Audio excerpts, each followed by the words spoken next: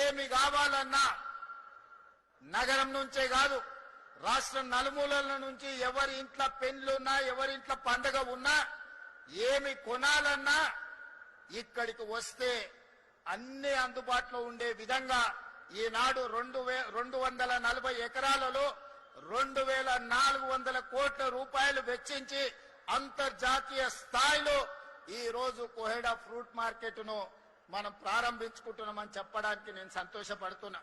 మిత్రులారా, ఏ విధంగా అయితే అంతర్జాతీయ ఎయిర్పోర్ట్ శంషాబాద్ లో మనకు అంతర్జాతీయ గుర్తింపు తెచ్చిందో, అంతర్జాతీయ ఎయిర్పోర్ట్ తర్వాత వివిధ రాష్ట్రాలలోనే కాదు వివిధ దేశాలలో మన గుర్తింపు మన గౌరవాన్ని ఈ కోహెడా ఫ్రూట్ మార్కెట్ తీసుకొస్తుందని చెప్పడానికి నేను సంతోషిస్తున్నాను, మీ అందరికీ తెలియజేస్తున్నాను. మిత్రులారా, ఈనాడు ఆర్గానిక్ ఫుడ్ అని ఈ రోజు పాలు పండ్లు కూరగాయలే కాదు, ఈ రోజు కొత్తిమీర కరివేపాకు కొనుక్కోవాలన్నా పక్క రాష్ట్రాల నుంచో పక్క దేశాల నుంచో దిగుమతి చేసుకునే పరిస్థితి వచ్చింది.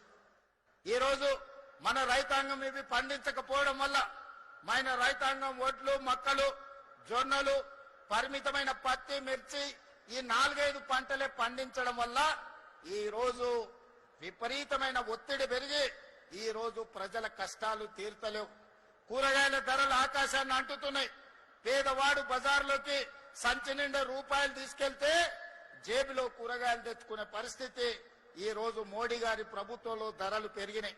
అందుకే ఈనాడు ప్రజలందరికీ ఉపయోగపడే విధంగా మన ప్రాంతాన్ని 30-40 ఏళ్ల క్రితం ఏ విధంగా అయితే కలకలలాడిందో వ్యవసాయంతో ఈ ప్రాంతంలో ఫ్రూట్ మార్కెట్ తో పాటు మంచి మంచి తోటలు పెట్టాలి.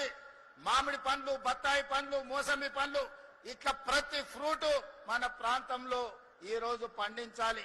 కందుకూరు ప్రాంతంలో టమాటాలు పండిస్తే బ్రహ్మాండంగా ఉంటాయి. ఆ ప్రాంతంలో ఒక సాస్ కంపెనీ సాస్ ఉత్పత్తి చేసే కంపెనీని కూడా. For more interesting updates,